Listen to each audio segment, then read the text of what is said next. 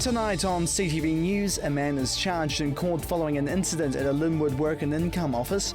The controversial Trans-Pacific Partnership deal has been made official, and things aren't looking as frosty as it seems for the Ice Fest. Broadcasting across Canterbury, from the CTV studio, this is First at 5. Kia ora, good evening. Welcome to CTV News, streaming live online every night at ctv.co.nz. Well, it's the second time a firearm has been involved at a WINZ office in just over a year in Canterbury. A man has allegedly sported a firearm at a Christchurch Work and Income. Chelsea Daniels filed this report earlier today. A 32-year-old man has faced court today after allegedly trying to enter the Linwood WINZ office holding a firearm.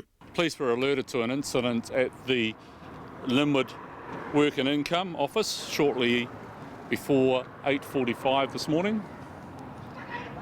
The man failed to gain entry to the office and fled the scene in a vehicle. Police responded quickly, with up to 6 police vehicles stopping the man as he fled from his car along Ferry Road. The man was then arrested following a short foot chase. He did run from our staff, and our staff did a fantastic job. They ran after him, located him, and subsequently arrested him. No one was injured in the incident, despite all WINZ offices in the Greater Canterbury area being placed in lockdown. They have all since reopened. But I wanted to just reassure the public and all people that in Canterbury, it's about not tolerating this sort of behaviour and ensuring that when people behave in this way and use firearms, then we will hold them to account, and I want people here to feel safe and to be safe. Police say the firearm was not found on person, but one has been located. I believe it's possibly a shotgun. Public Service Association National Secretary Richard Wagstaff said in a statement, "This sort of threat is completely unacceptable, and we are grateful that nobody was hurt." The value of more security on site, a measure introduced following the tragic shooting at Ashburton, has been shown today. Oh, look, I think not only just Ashburton, but all incidents where firearms are used, it's always a concern to police and obviously to the members of the public that they are a concern for anyone if it's presented, or even the threat of it being presented. So we take these very seriously, and obviously our staff responded very quickly. Police are unsure what the disagreement was about, but are continuing to investigate. Chelsea Daniels, CTV News. And an update to this story, the Aranui man has been remanded in custody and will appear in had appeared in Christchurch District Court today via video link on 3 charges. 32-year-old Mitchell Moulton has been charged with being in possession of a pistol, discharging a firearm and possession of a cannabis plant. Well, to other news now, the controversial Trans-Pacific Partnership deal has been made official, with trade leaders coming to an agreement overnight. But an anti-TPPA group in Canterbury is not giving up yet. That we have successfully concluded the Trans-Pacific Partnership negotiations. The Trans-Pacific Partnership deal has been signed off. Overnight, a free trade agreement was struck between 12 Asia-Pacific countries, 5 of them new partners to New Zealand, including the United States, Canada and Japan. What we're doing is, on the more difficult issues, establishing a direction of travel. Unquestionably, we will see adjustments to that direction of travel. This will open up political space for future generations of trade ministers from our countries to build on this. But back on our shores, a campaign group sees it differently. Disappointed, obviously, but not exactly surprised, although a little bit surprised about how easily we did cave in on the dairy aspect and how little there is for us in dairy. 2 months ago, over 100 people turned out to hear from the opposition and minor parties about the ongoing TPPA saga. Back then, the focus was for the government to release the document that was left in secrecy. We're still going to be going ahead with the declared Christchurch TPP free until we know what's in the text. And so this is the time now that the government really, we're calling on them to release the text and all the supporting documents. The group believes the information is vital and could help with the future trade talks and what could benefit the country and region. New Zealand would have been hoping for a lot more. My question is whether even the money that comes in from dairy is going to stay in New Zealand. So the idea that it creates lots of jobs, this $2.7 billion in 30 years' time, is questionable anyway. With dairy being one of the main talking points, so too were other areas. Tobacco has been carved out, and that's great. That shows that public pressure has worked to a certain extent. That some health aspects have been changed. We don't know really how much is going to be protected. She believes Canterbury may benefit from the deal, but says there could be repercussions. There hasn't been a great impact for dairy, a great access into these other markets apparently. There may be other agricultural impacts, so there may be a bit of extra money that comes into Canterbury, but we've also got to think about our water issues in Canterbury with dairy. We need to have a good grasp of what's in this. I mean, the secrecy should definitely end here. We need to know the whole lot about what's in it and what's in it for New Zealand, what's in it for Canterbury. And although it's not the outcome the group wants, they're not giving up. We're going to be continuing with that campaign to declare Christchurch TPP free. I think the most positive thing is that we are talking a lot more about this, and I think we need to start looking at a wider question of whether these kind of trade deals promote the values that we want to promote. They hope to take their 800 signature petition to council next week. Jared McCulloch, CTV News. Police have released the names of 3 separate fatal crashes in Canterbury, which happened over a 48-hour period. They are 38-year-old Ali'i Eloha Saleval, the male driver and sole occupant of the van, which collided with a southbound car on Durham Street on Saturday night. 44-year-old Trish Beats, the female front seat passenger in a car that was struck by a bus at the intersection of Kilmore and Colombo Streets on Sunday night. And 45-year-old Stephen Skinner, the male front seat passenger of a single vehicle that rolled on State Highway 8 near Lake Pukaki yesterday afternoon. Their deaths have been referred to the coroner, and police investigations into the crashes are continuing. Well, still to come here on CTV News, things aren't looking as frosty as it seems for Icefest.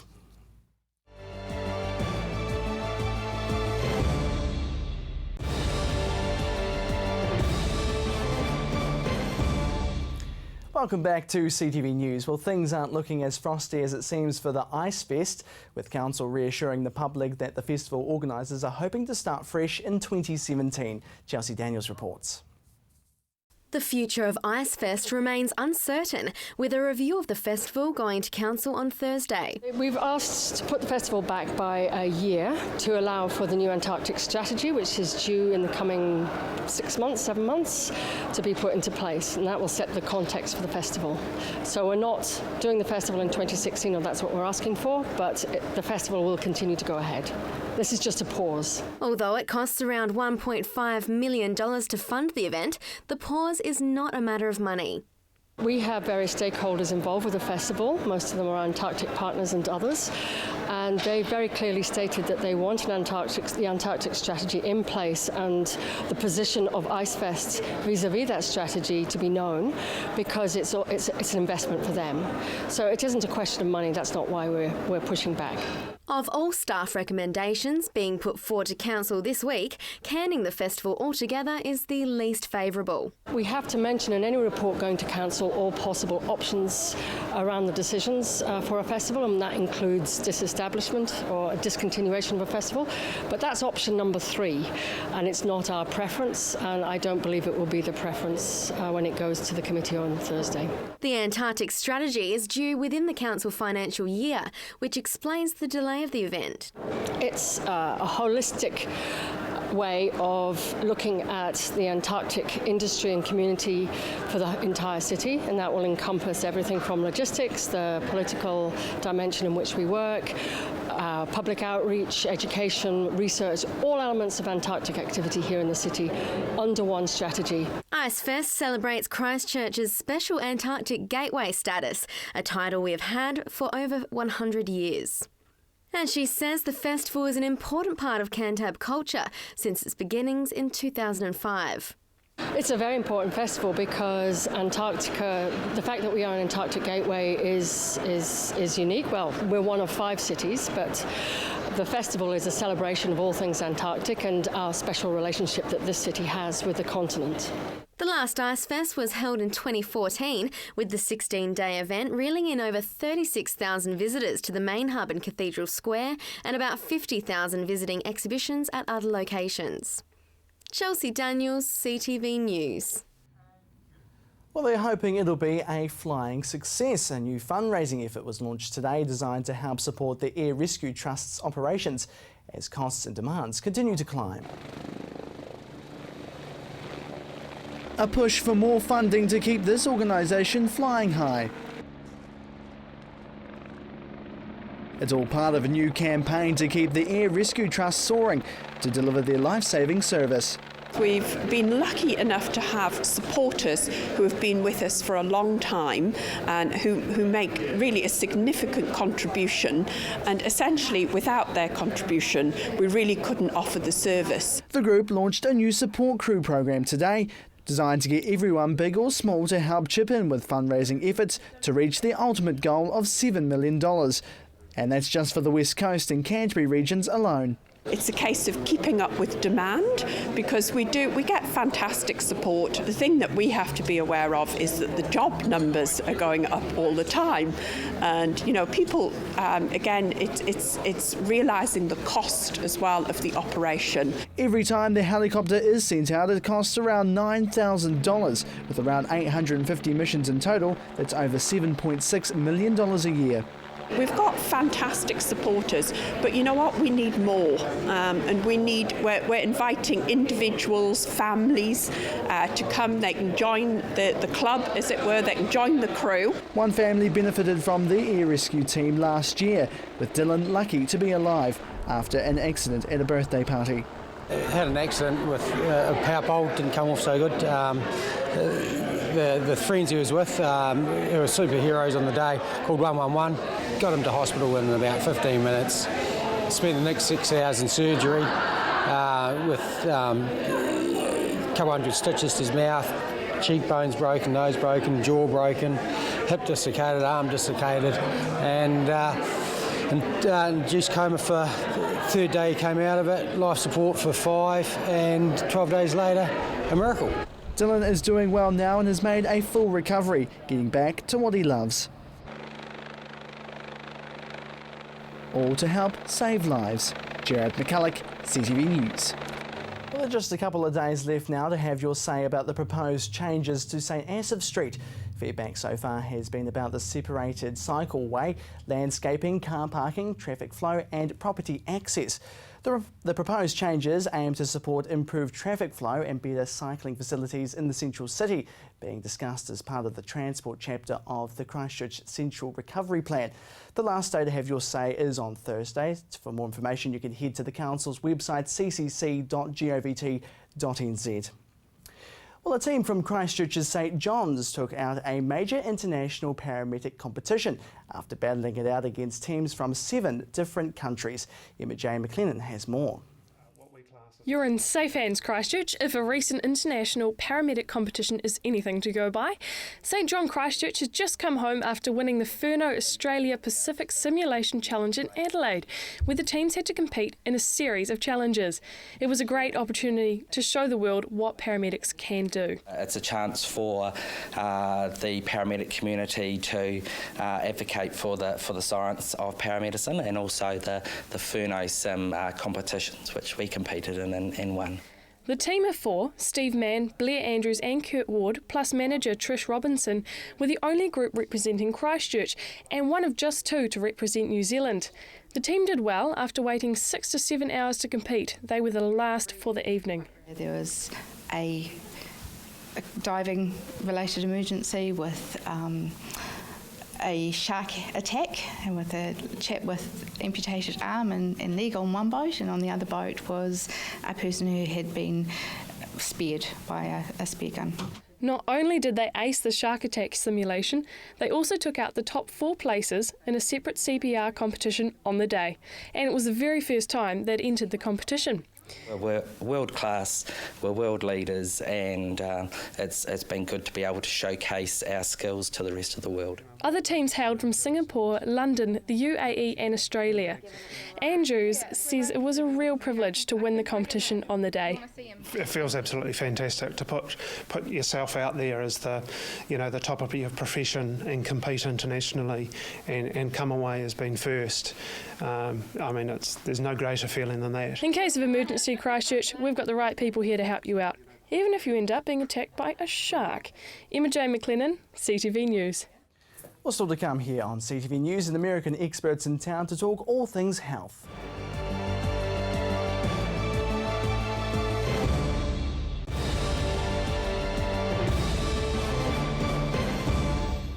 Welcome back to CTV News. Well, an American natural health experts in Christchurch this week discussing the benefits of juicing and even telling reporter Emma Jane McLennan why we shouldn't eat meat. Tyler Tolman, a natural health and fasting expert, is visiting Christchurch today as part of his Australia-New Zealand Health Vibe tour. The American-born health coach is a keen advocate for harnessing the natural power of food and allowing our bodies to heal themselves rather than relying on modern medicine. About overall health, coming back to simplicity, avoiding toxicity and doing our best to really radically reduce our risk of getting cancer, diabetes, heart disease, all these things that affect so many people. Tolman claims to have treated many common illnesses by eating healthily and avoiding the modern-day diet and lifestyle choices, which may all contribute to mental and physical illness. So why should we avoid eating processed foods, such as a burger from your favourite fast food joint? First of all, there's plenty of research just around processed red meats and the things that, cows would be being fed that can potentially create like antibiotic resistant strains of bacteria that could be, problematic in the future for your digestive system. It's one of the leading causes of colon cancer. But not just that, then you have to really look at like the processed bun and everything else that's in there. And there literally are chemical preservatives that are known carcinogens. So that means they've been found to cause cancer. So anything that has been found to cause cancer, we probably want to avoid that. But while eating organic, healthy and non-processed foods may sound like a great idea, for many people it simply takes too long to prepare. And if eating carrot sticks all day doesn't sound fun to you, you're going to need to know how to cook right. Tolman's website includes lots of tips and tricks, including a juicing cleanse. You could never eat that many vegetables. You could never eat that many fruits. But when you juice it, you're really getting a massive amount of micronutrients, phytonutrients, vitamins, minerals, all these sorts of things without your body really having to go to the work of breaking it down. So you get this kind of dual effect of giving the body a break, which is the best way to start the healing process of the body, but you're also inundating yourself with nutrition. So some people are nutritionally deficient and it just packs all that in. So all kinds of conditions and symptoms and things go away. People's skin looks better, their digestive system works better. So yeah, it's a really good reaction. While Tolman's advice to do juicing cleanses and eat non-processed foods may sound familiar, even commonplace, he does recommend some more unusual practices, such as eating clay. And one thing for the ancient Egyptians, actually, they would spend 3 to 4 days every month eating specific seeds and even clays that would scrub the digestive system clean, and the clays would actually pull toxins out of the body. Native American tribes use clays almost on a daily basis. There's stuff called bentonite clay. It can literally leach pesticides, herbicides, fungicides, heavy metals, and get it out of the body. Clay. Tasty. But who knows? It just might work. Emma Jane McLennan, CTV News. Very interesting indeed. Right, time now for your region's weather forecast.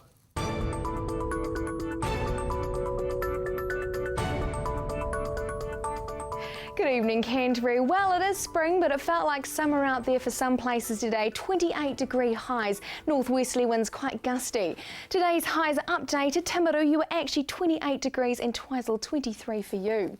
Central Canterbury, it was a hot one for Christchurch and Ashburton. 28 degrees was shared by both of you. 26 for you, Methven, 24 there for Leaston. Heading further north now, Kaikoura, you're actually a little bit cooler on 20 degrees today.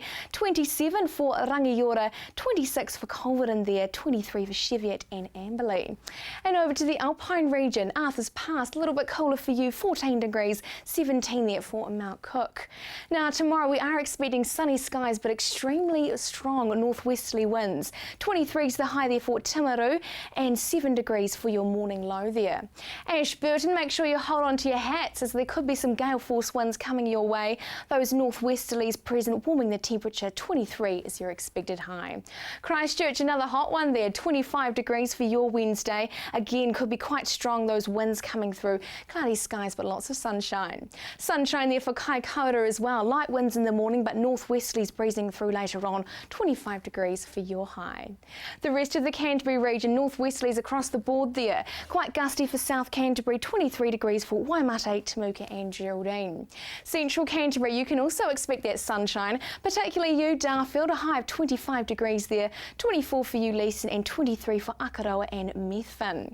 Heading further north, now we are expecting winds to be quite strong, particularly for high country areas and exposed inland places. 25 degrees though is the warm high for Hanmer Springs and Colvin, and northwesterly winds for all of you guys. Alpine region, a little bit of rain there for Arthur's Pass, 8 degrees and westerly winds for you. Thursday we're actually seeing a southwesterly change come through. Could be bringing a few showers with it. Cooler temperatures, 16 degrees there for Timaru and 17 for everyone else. A few northeasterlies for you, Kaikoura. Flipping over to Friday, we're seeing sunny skies, quite a pleasant day. Temperatures again not as warm as they have been, but 19 degrees there for Christchurch, 15 for the other major centres. Looking ahead, Thursday for the rest of the Canterbury region, those southwesterlies, particularly in the morning, again could be seeing a few spots of rain, but mostly dry throughout the day. Northeasterlies for North Canterbury. Looking to Friday, quite a nice way to end the working week. We're seeing lovely sunny skies, pleasant day with light winds and a few afternoon sea breezes. So again, warnings in place for that wind coming through tonight and tomorrow. Gusty northwesterlies, particularly for high country areas and exposed inland places. Temperatures still looking warm though. Will they be as warm as today? Not sure, but we'll have to wait and see. And that's your update for Tuesday.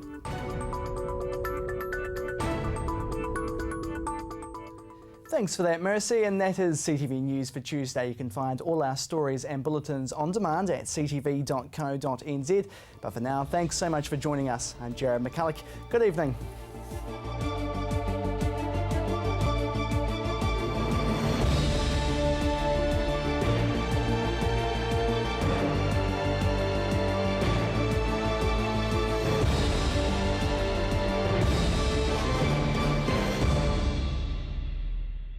Supporting local content so you can see more of New Zealand on air.